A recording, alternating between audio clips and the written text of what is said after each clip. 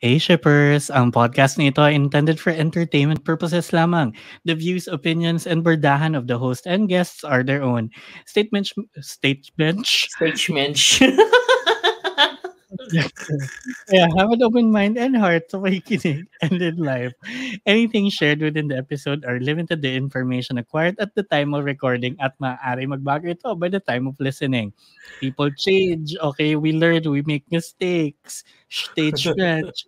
Kaya listen with caution because we go all out with our opinions. Kaya tara, sakay na and let's sail together in the open seas. Yan naman. At para sa baklitang iba, let's make a statement. Let's make a statement with these shows. Ayan, What Did You Eat Yesterday? Season 2, Episodes 8 and 9. Dishes inspired by Hiwalayan at Balikan. A Correct. Breeze... A Breeze of Love, Episodes 7 and 8. Sorry lang pala ang kailangan na statement para magpatuloy ang karupokpokan. Correct. Pit Babe, Episodes 2 and 3. Pit Babe, miyembro pala ng Umbrella Academy? What a Excited na ako statement. dyan. Right? Mr. Sahara and Tokikun, Episodes 1 and 2. Can teacher fix him? Will the rehas get himas along the way? Yan at yan lamang ang baklitang iba. Dalhin natin namin sa dalawa. At dalawa na lang din kami for tonight. Divide 2. Oo. That's a math statement. Correct. At ikaw si? Shipper. Shipper. Right? Ito si Shipper BP and welcome to The Shippers. Shippers. Shriffers. Kasi naman, charot ba ito? Aga-aga. Aga-agang mabulol. Alam mo, it's not. I mean, No. It's not maaga. It's not Maybe that's maaga, but like, Yeah, aga maybe mabulol. Maybe that's duration.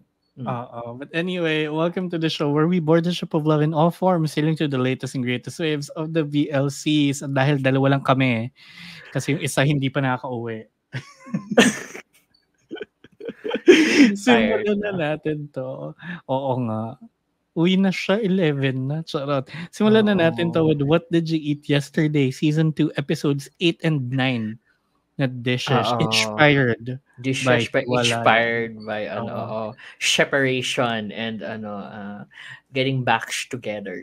Alam mo, Mikey, sobrang ang hirap kasing i-explain. But like, sobrang nakakatuwa siya panoorin. The way na yung highlight sa akin sa dalawang episodes na to, the way na pag nakahanap si Shiro-san ng opportunity, paglutuan si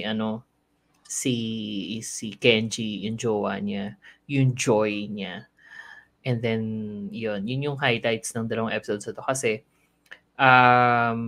may panibagong change na naman na nangyari over etong sa dalawang episodes. Una, nag-divorce finally yung boss ni Kenji, yung may-ari may-ari ng salon. Oo, na akala pa nga nila nagkakaigihan na yung asawa. Kasi yung asawa nag-work din dun sa salon. But then, hinintay lang nila graduate yung anak nila bago i-finalize yung divorce. Tapos, pupunta dapat silang Vietnam after nun, yung mag-asawa. Since divorce na nga, si Guy na lang pumunta ng Vietnam. Tapos para mag-eat, pray, love, ganun. Tapos yun, doon na-inspire si Shiro-san na magluto ng Singaporean dish. Hindi siya Vietnamese. But like, from the region daw kasi, yun yung nagluto siya ng Hainanese chicken. Akala ko naman inspired by Hiwalayan. Well, yung Hiwalayan kasi, basta, yun na yun. Hirap i-connect, but yun na yun. May meaning ba yung chicken rice sa Hiwalayan? Kasi moonlight chicken. In particular doon sa in particular lang doon sa sa couple kasi nga pupuntang Vietnam yung yung nagkahiwalay na isa. So yun.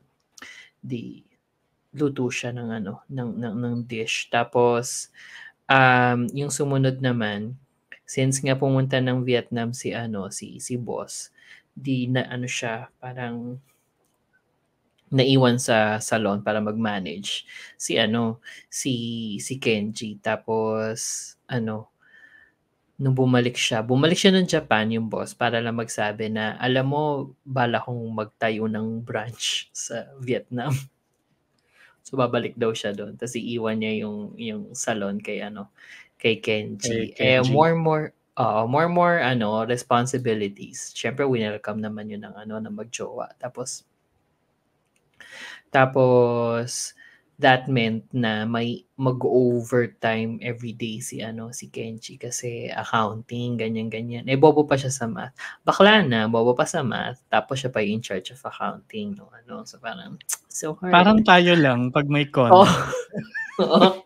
Oo, actually, oh my God, oo. Tapos, ang sweet kasi di una, syempre parang, nahihirapan sila sa pag-adjust kasi nga late na nakakauwi si Kenji. Tapos yun lang yung time nila together, yung kakain sila ng dinner. Tapos medyo na-guilty pa nga si Kenji na may client si Shiro-san sa isang ramen store. Tapos sakto, parang nasa-stress na kasi siya. So binigyan siya ng kasama sa salon ng ticket. Ay parang food coupon para dun sa ramen store. Same ramen. So nakita pa sila dun. Tapos parang na-guilty siya kasi he's having a good meal on his own na wala yung jowa niya. Tapos parang ang compromise na na ginawa nila, parang instead na mag-overtime siya mag-isa lang naman siya nag-overtime para i-account yung thing. So ang ginawa niya, dala-dala niya yung register pauwi para makakain siya on time. Tapos saka siya mag-accounting after dinner, parang ganon. So parang ang cute nila. Ang cute nila with that kasi parang ang cute naman ng compromise niya.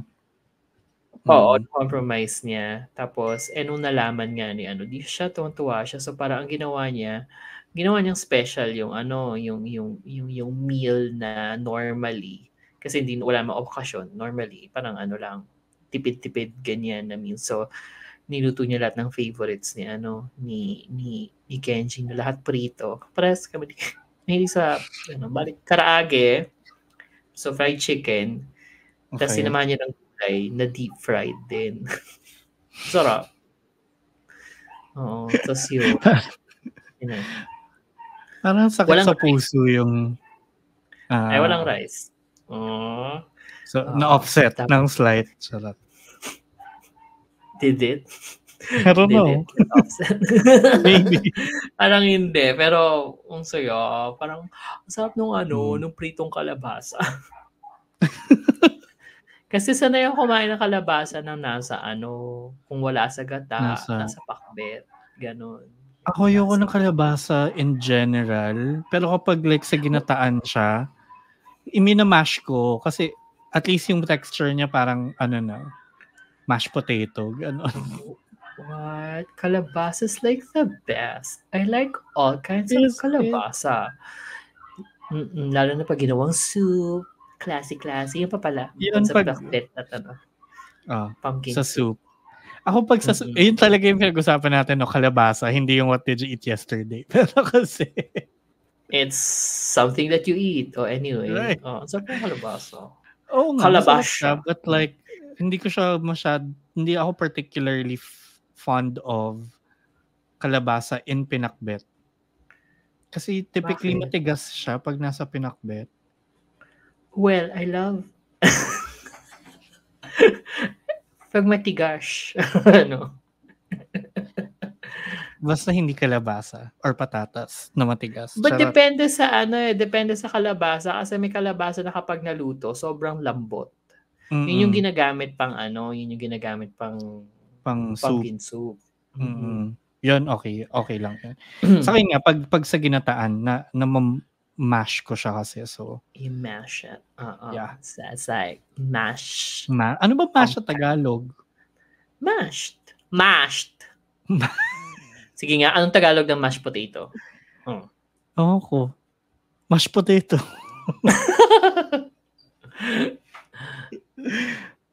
Ano yun eh?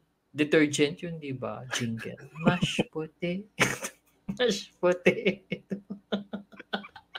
Mashed potato. Ano brand yun? Hindi tayo sponsored. Nabawasan kami ng isa tonight pero hindi nadagdagan ng brain cells. Yung pa rin. Brain cells are still single digit. But anyway, yun nga. Ang cute na at least nasusustain ng What Did You Eat Yesterday, yung tone, overall tone ng second season na it's a little Alam bit more... sayang lang na hindi na napapanood. Kasi. Kasi it's one of the better, one of the better Japanese lang. this year. Well, one of the better BLs din this year kasi isihan lang din talaga. Mm-hmm. Ang maganda sa Gaga Ulala.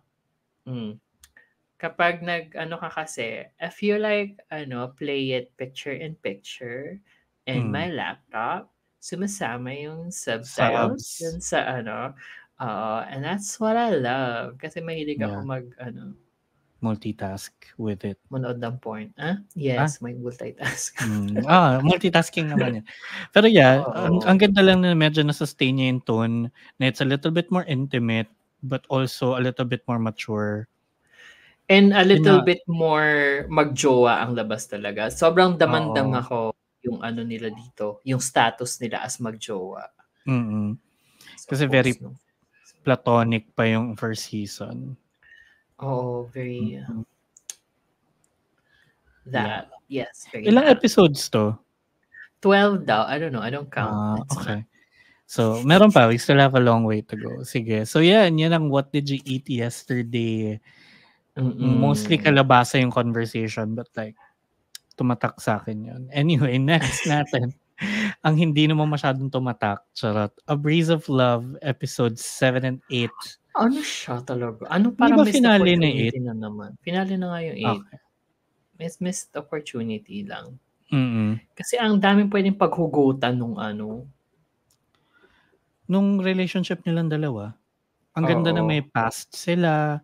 Ang ganda with the like insomnia thing na parang pwede sanang nag-deepen pa. Pero everything was a tool lang towards the ending. Tapos parang okay. Fico parang inisip nila. Di pwedeng laliman. Kasi ang airtime. Pero like at this point, mas nagustuhan ko pa tuloy yung Love Tractor saka yung, yung sa kanta-kanta. Yung may band na songwriter tapos manager yung isa. Hindi ko pa rin gusto yung kanta-kanta pero gets ko yung sa Love Tractor. Diba? Parang how Love Tractor ended, medyo mas nagustuhan ko pa tuloy yun kesa dito. Ito ang hirap mag-place ng ang hirap gawa ng placing yung mga Korean BLs kasi karamihan sa kanila parang fell flat by the end. Parang ganon. Ang ko lang dito, actually medyo nag-gets okay. Ang daming okay sa akin yung pagka-petty ni Insomnia Guy na nagpa-abrupt yung pagpapaalam niya doon sa gusto niya kasi nakita niyang nakita lang niya may kasama na lalaki. Tapos parang ang immature na dinala mo ng ilang taon tapos girl, hindi lang niya dinala ng ilang taon, you practically stopped a relationship, a budding relationship. Kasi bading sila. Kasi nagtampo ka tapos hindi ka naman sure, parang yun lang. And may pathetic attempt magkaroon ng side couple. Nakita mo yung yung gwapong consolation prize. Consolation prize na hindi man lang din pinakita masyado yung niya, yung mangyayari sa kanya. But cute yun si Kuya. Bibigyan ng consolation. But yeah, yun. Naglandian lang sila ng first half ng episode 8 or second half. Tapos, granted, hindi sila halik best friend. Oo, in fairness naman, parang male-level ko siguro sa sino bang mga KBL na nagkainan? 8 cents. Hindi sila gano'n ka-ano, basta nasa medyo above average naman, yun naman, Oo. above average pero iba yung sa taas yung medyo may for me, ang nilalagay ko sa taas yung may pagkahayok, eh. So, parang June and June. Remember that? 8 Right? cents kasi nagtiyantutan din sila dun. Yung alam mo nga lang siya na maganda sa ano. Ewan ko, wala Above masyadong average magandang yung kiss sa sa ano, Korean BLs. our Our dating dating sim, sim. nasa medyo above average yung kainan nila. Kasi mas kilig sila sa akin. Oh my God. Sige, gawan na natin yun ng ano. Ano pa? Ano yun? A look back. Parang may special ranking dapat ang yung mga KBLs. Mabilis lang din yan. Simbilis ng mga episodes nila. Oo. 'Di ba? But yun, parang itong A Breeze of Love started promising again. Oo. Tapos just fell flat. Yun lang din talaga. Parang na-excite ako pag may bagong Korean BL. Pero I'm at that point na parang pag may bago, magiging wary na ako na parang, alam mo, there's a 70% chance that this would disappoint me. Oo, na parang mapapaisip ka, is it even worth starting? Kasi nga Oo. parang, 'di ba? I know parang this year and last year included, ang dami naman na notable talaga. But like, Oo. ngayon kasi the volume of Korean BLs versus the volume na rin ng quality niya. Parang Parang ang ano parang ang takbo ng industry doon quantity over quality. Quality. Oo, which I mean nangyari din naman 'yun sa atin, nangyari din naman siya sa Thailand.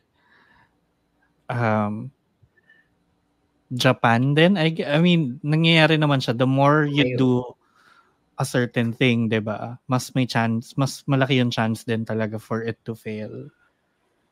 Pili na In lang the long talaga yung run nagsa-stand out. ako, okey pa yun, basta hindi ka tumigil sa paggawa. Yes, natin Pilipinas. nawala at all. Oo, 'di ba? So parang at least alam mo, go, ilabas niyo lahat ng kaya niyong ilabas. Papanoorin ko kung ano yung magiging interesting diyan. Parang there's bound to be one na okay. Yeah, yun nga eh. So parang I feel like medyo same level of filtering na siya with like sa atin pag Thai BL. Hindi naman lahat pinapanood natin kahit sobrang hindi dami, 'di ba? Like Playboy, Oo. girl, sis. Girly. I want my 20 minutes back. Hindi nga ako tumagal ng 20 minutes. Yun My lang yung God. pinanood ko tapos na. Oo. But I yeah. guess. Pero kasi yung mas madali pa rin kasing sakyan yung Korean BLs in particular kasi sobrang ikli. Kasi shorter, yeah. Oo, so parang hindi siya ganun ka-uphill climb to start a new one. Unlike nga itong sa Thailand na parang ang daming medyo promising from the trailer pero alam kasi natin na parang they're minimum 1 hour long. So 1 parang hour. meron talagang never mind. Oo. Mas madaling mas madaling i-weed out eh. But yeah, Oo. But except for this, eto parang una ko nakita parang, ay, yung next nating show. Oo, ayun na nga eh. Kaya nga mapunta na tayo doon sa Fit Babe episodes 2 and 3 na What in the Umbrella Academy? What in the X-Men? What in the Stranger Things is this? Wala yan sa trailer and I'm like, yes. Wala talaga. But like, Give at it this to me, point, I baby. feel like yung nagsulat nito somebody who wrote One Direction fanfics nung kabataan niya. Mga ganun. Medyo ganun kasi parang sobrang saan nanggaling yun? But also, sige, tingnan natin kung saan to Saan to pupunta? Alam mo, episode 2 had me na parang okay, enough yung parang may business politics drama, may konting family drama na nalaman natin na connected si Babe sa sa doon sa big corporation. Also, yung pala Yung sinasabi mo ba dati nung episode 1, nung hindi ko pa napapanood, tinatawag siyang Pit Babe? Pinatawag siyang Pit Babe. Di ba sinabi rin san yun? Sa episode 3 na ata to yung talagang kwento, yung kwento ni Umbrella Academy. Sabi niya, noong umpisa, ano yun? Yung parang walang Pit Babe sa Walang Pit umpisa. Babe. Umpisa, Babe lang. Babe lang. Tapos parang, tuwa ako doon. Ayun nga, parang, who? What? Sinigsalat nito. Tapos yun pa, confused ako kung tinatawag nga siyang Pit Babe or P-Babe lang. Kasi parang, Babe talaga ang pangalan niya. Yun Pit nga. Babe is the title. Hindi, isa sa mga title, but meron pa siya isa pang title King of the something. Of the track. Oh, hindi, I mean, tinatawag siyang P-Babe. Like P. Like kuya. Pero may Pit Babe din talaga. Yun nga, tapos meron ding tumatawag sa kanya ng Pit Babe. Tapos parang ako nung narinig ko na yun, ang ridiculous. Kasi akala ko talaga, nung una, P-Babe lang. Oo. Yun yung P-Babe ang tawag ni Charlie. Ni Charlie, yun nga. Sa kanya. Tapos nung tinawag na talaga siyang Pit Babe, parang ako, the fuck? Sobrang bet ko yung dynamic ni Pit Babe sa ni Charlie. I guess parang fresh for me kasi medyo sub-top siya, di ba? Tapos medyo dom bottom si Pit Babe. Oo. Which is parang opposite ng yung isa pang racing BL ni Mame, yung Love in the Air. Oo. Pinanood mo nga pala yun. Oo, pinanood ko yun. Yeah, nice naman yun. Right? Congrats. It was your hidden agenda. Anyway. My hidden agenda was Golden Blood. Golden Blood nga pala. But yeah, I mean, nice naman siya, and it's keeping me so far. So cute yung ridiculous lang. Cute yung BFF ni Charlie, yung pinasok ng episode 2, na mukhang siya yung side couple with the yung matanda. Oo. Hindi mo siya matanda, by the way. Uncle ng tawag sa kanya, pero hindi mo siya mukhang uncle. Hindi naman siya mukhang uncle. Hindi naman siya matanda. But like, yun din yung joke sa kanya lagi. Diba? Matanda na siya. Yeah. But yun, ridiculous ang ridiculous lang ng story bigla. Like, you have people with superpowers now. Hindi pa ba even before nung napaka-ridiculous na parang bakit nga ba parang why is one company pouring everything sa racing diba sa industry, tapos nandun yung pagiging hindi lang pala quirk nga yung kay Pit Babe, it's it's a whole superpower. Like, which akala ko nga quirk nga lang kasi 'di ba nung episode 1 kasi medyo prominent 'yon yung yung kanyang preparation. Pa.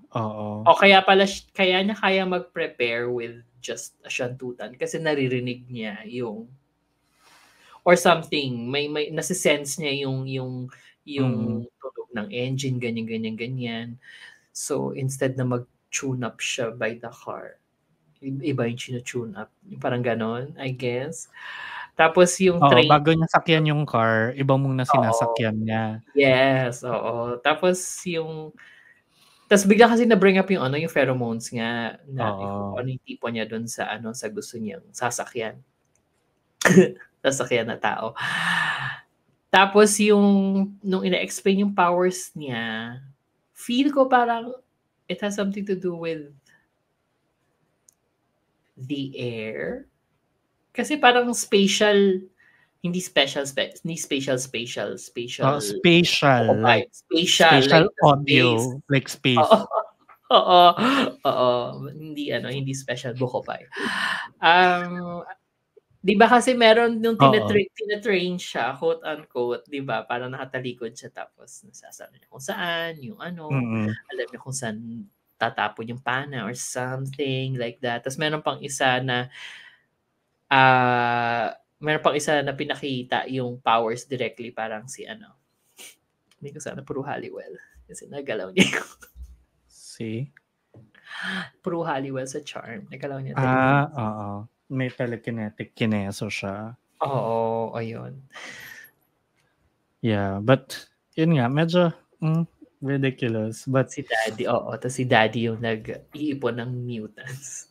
oo, diba? Very ganon, very X-Men. Tapos, yun nga nung kwento mo na, sino yung nagkwento? Si Portside Reporter Maeve ba? Sa'yo? Na very Stranger Things. Na-realize ko din, oo nga, no? Kasi si Papa. Daddy. Pero kasi, tino-torture ba yung mga kids? Hindi naman. Parang May torture Parang. element. Oo nga, kasi may dinakip nga palang batang isang sumisigaw. Diba? Tapos kaya nga siya lumayas kasi he saw the truth. Ganon. Sure. Oo. Right. But like, again, it's right now, ako pino-forgive ko pa siya. Like, I'm in it, but let's see. Wala. Ako, I'm in it to win it. Charot. Ando na siya. Ako, for me, ando na siya sa territory na it's so bad. It's good. Oo. Ando na ako. So, parang going forward, wala na akong aasahang yeah. I mean, wala na akong aasahan na parang yeah. I mean, if we lasted long sa Enchante at sa Hidden Agenda, I think Pit Babe works. Wala, Pit Babe may value eh. Kasi I see the camp in it. Yung mga pangit na napanood natin, especially ikaw with Hidden Agenda, iba yun eh. Iba yung tingin natin dun.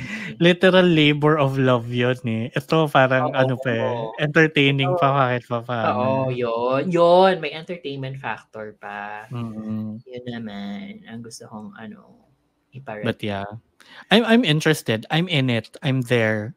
I'm very interested. Kasi medyo kontrabida pa ang labas tuloy ni Piway, si best friend. Oo. Kasi parang ginagawa niya ang lahat para i-prove kay Pit Babe na And parang he got into di ba? Babe's brain kasi psyche. Oo, kasi sinundan niya. Na although kasi nga hindi pa rin naman talaga klaro kung ano yung ginagawa nga ni Pokpok ba siya? Pokpok kung sino si Charlie, 'di ba? Gandang hustle yun though. Editor tas Pokpok. Side boo. Oo. Why not? But yeah, kasi alam na natin na parang may siya, kakontsaba siya sa Si pinakita eh. Yun nga, yung friend niya. Yung bagong pasok. Oo. Yung bagong pasok. Pero hindi napansin ata ni Pit Babe na siya yun.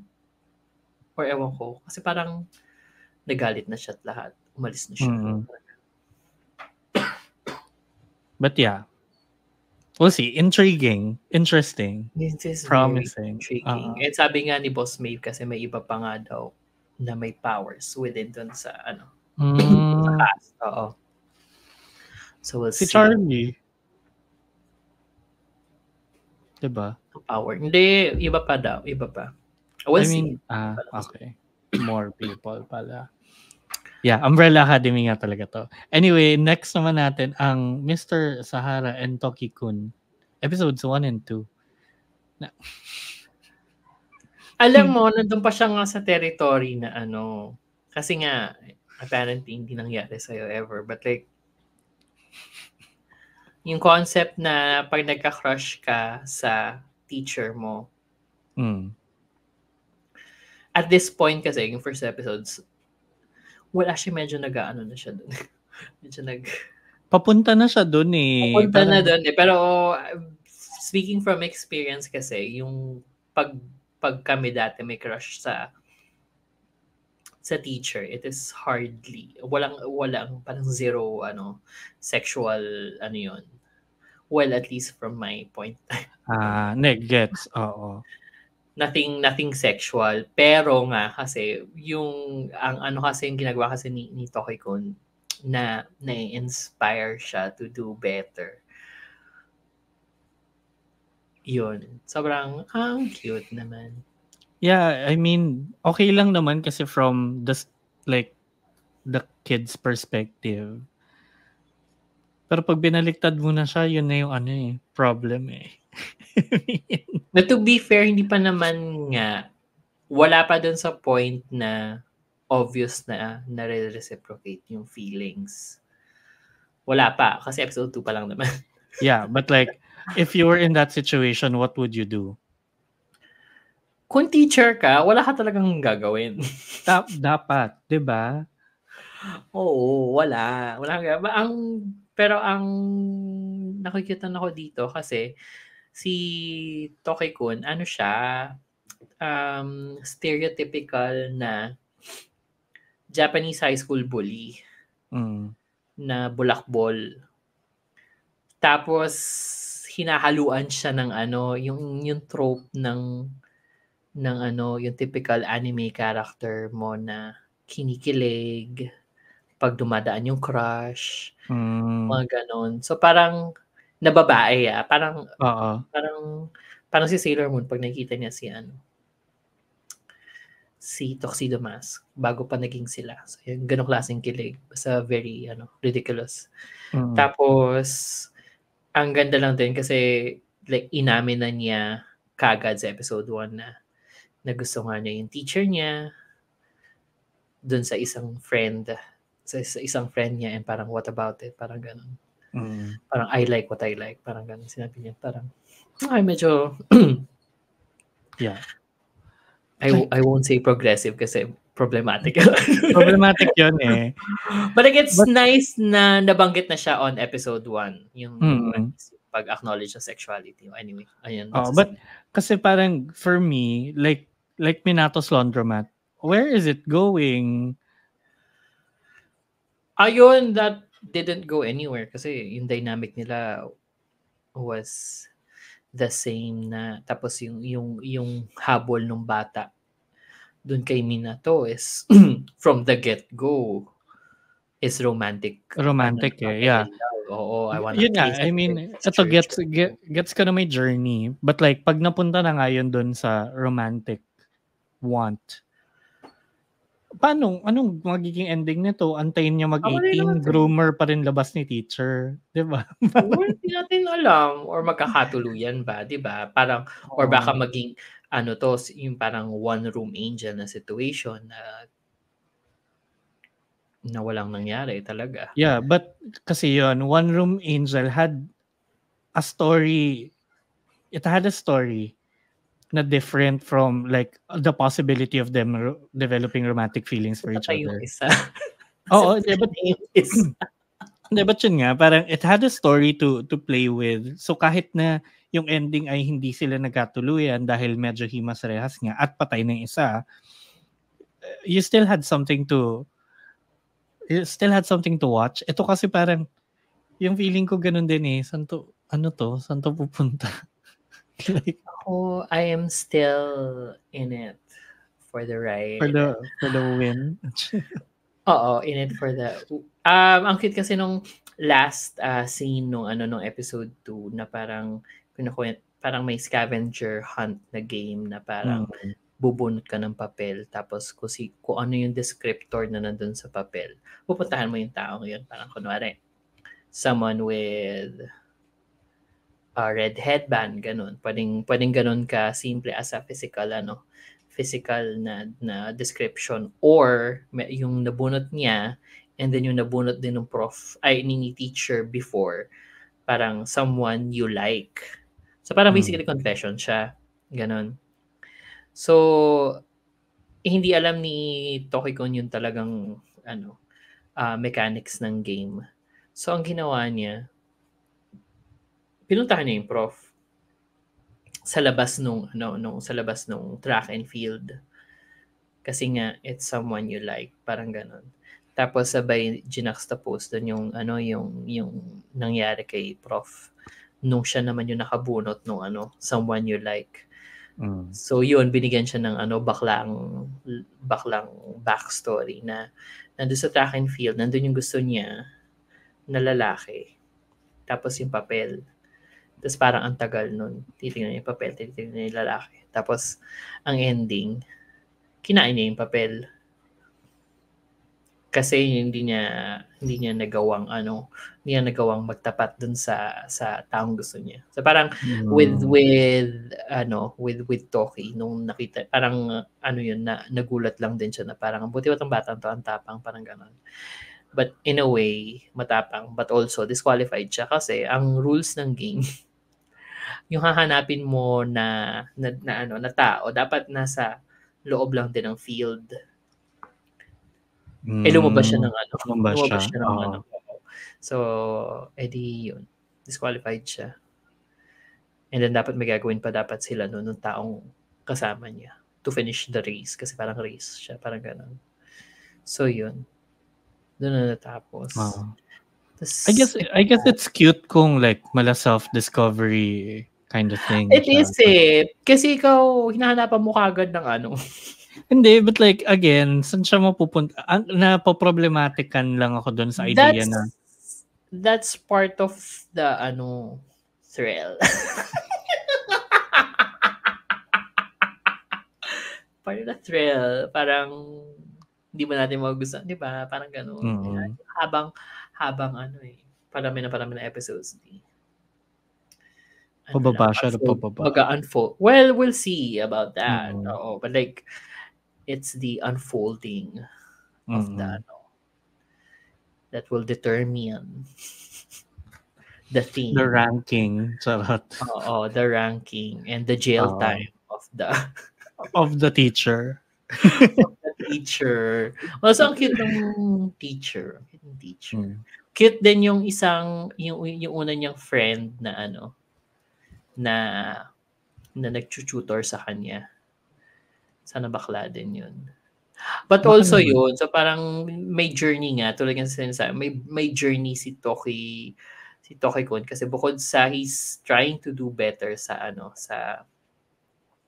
studies niya, he's making friends din. So parang meron siyang journey. Siguro if I'm going to be hopeful na hindi himas rehas to, sana tipong marirealize niya na doon sa mga na-establish na connections, parang ganun, doon siya makakahanap ng taong mamahalin niya or something, parang ganun. Yeah. Makaka-experience ng may taong magmamahal sa kanya na yun yung hope. I'm sorry. I'm going head empty. Anyway, go next. Actually, yun yung last natin kasi next natin is may ilalayag mo kaya. I can't reach you. Ano ba? Yun nga. Wala. Asan ba yung headline? Akala ko na next week na natin siya. Sabi mo this week siya sa may ilalayag mo kaya. Ano ba yan? Sino man nag-ayos ng outline na to? Di maayos. Ayan na, ito-type ko na. Okay. We did not reach a conclusion. Oo, kasi nagbukaga tayo. A consensus. Episode 1. Anong headline natin? I can reach yung episode 1.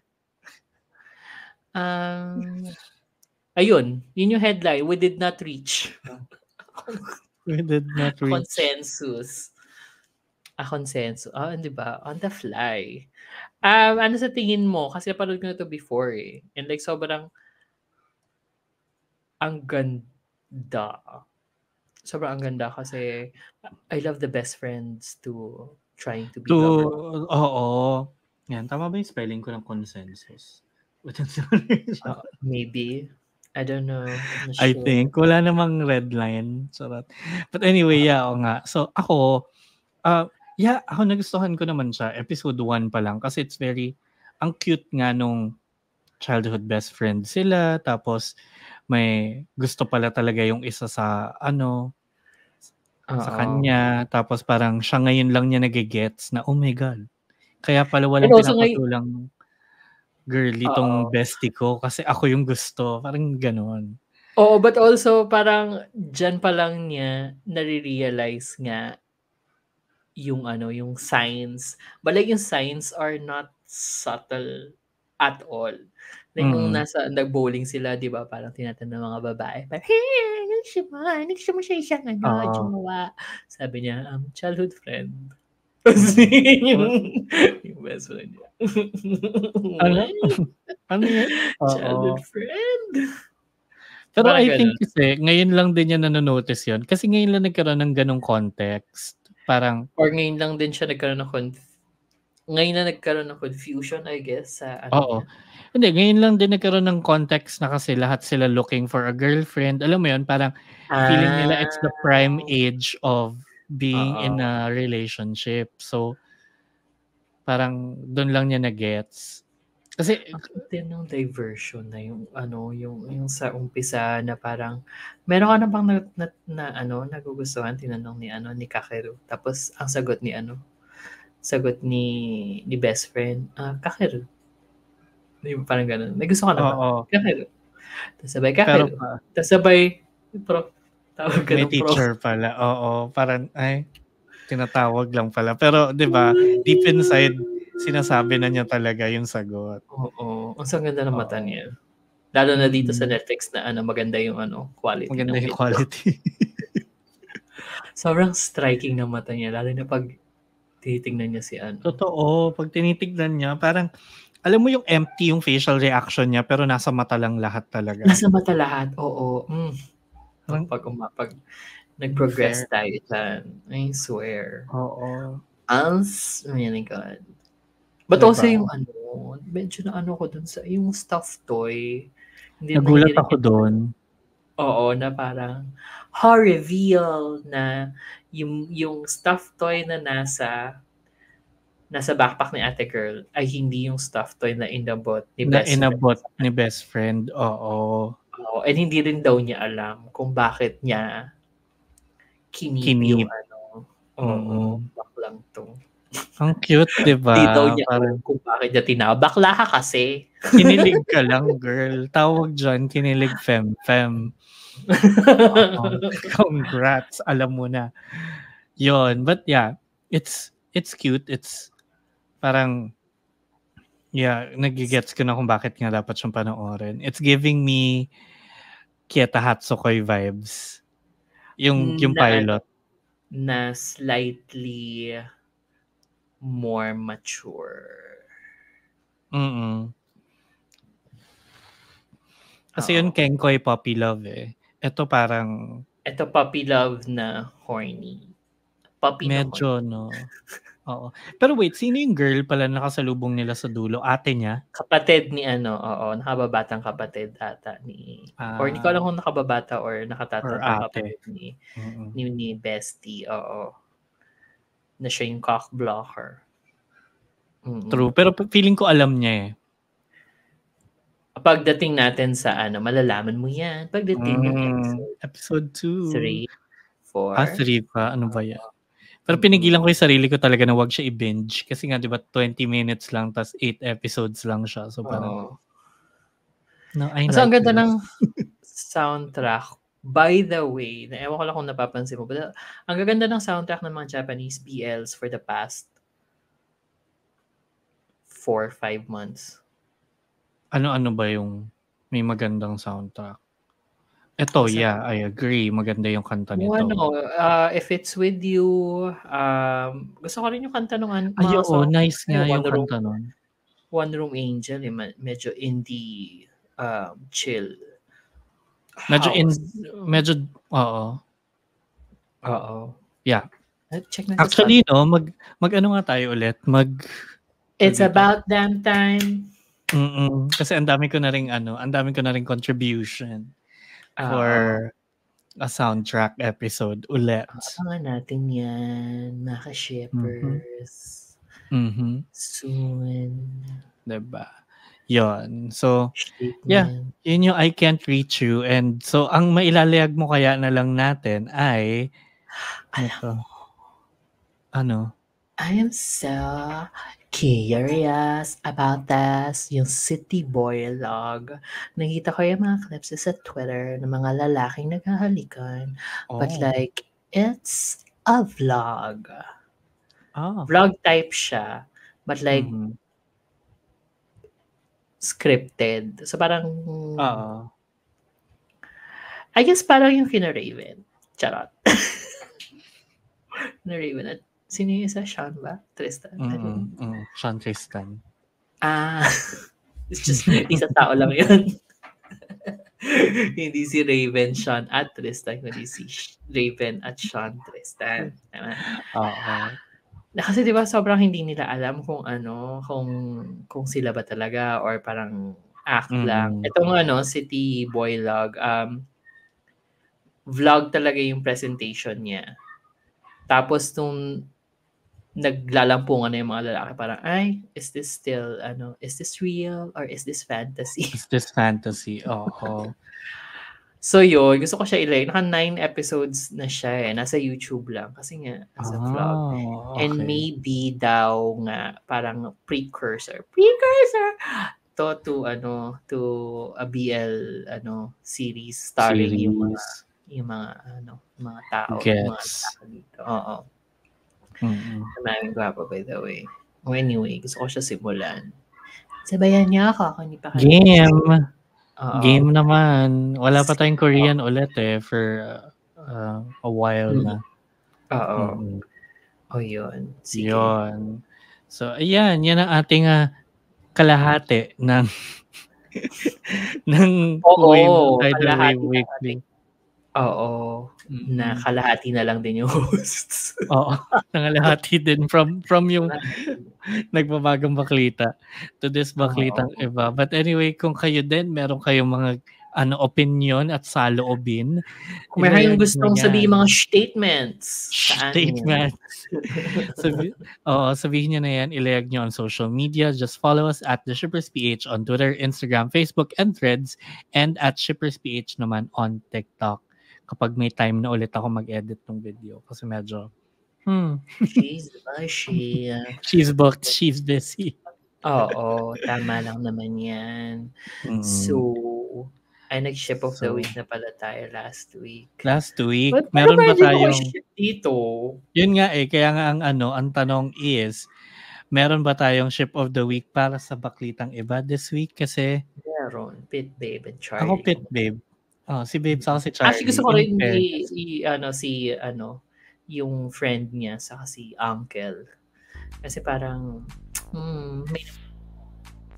may wala ka. May namumuong sama ng loob. May namumuong sama ng loob. May namumuong sama. Narinig ko na. Okay na. But yeah, ako din, Babe and Charlie. Kasi in fairness naman, it got me. It's there. It's really there. They have something. Pag magana, hindi. Ganyan lang. Pag heart. Ayun. So ayan, maraming salamat, Shipper, sa panonood at sa pakikinig. We hope to hear you and see you again on the next one. And dun sa mga pupunta sa Beluca on Saturday. Oh my God! See you there also. Tawagin nyo lang kami. Sigaw kayo ng bakla! Ganun. Baka maraming lumingon, pero isa kami doon. Lilingon kami for sure. Ayan, ako si Shipper VP. Yun lamang. Okay. Ano ko na si Shipper? I see you on Saturday. Why? Saturday, tama no? Saturday. So, 16. Sail away. December 16.